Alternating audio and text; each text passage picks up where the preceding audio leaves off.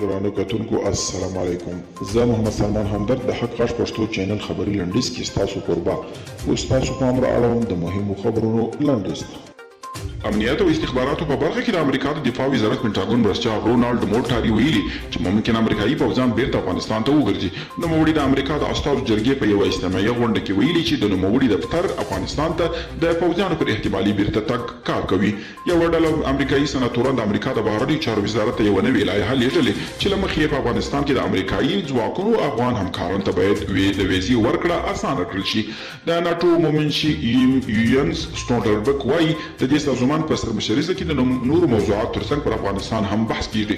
سټولټنبرګ پرون په بروکسل کې د یو خبري کنفرانس پر مهال له افغان ځواکونو سره دغه پوځي تړون د ملاتړ ډاډ ورکړ او روسیه ایران ته یو پرمختللی سټلایټ سیستم ورکوي ترڅو منځني ختیځ کې د امریکایي او اسرائیلي نظامي اهدافو څارنه وکړي.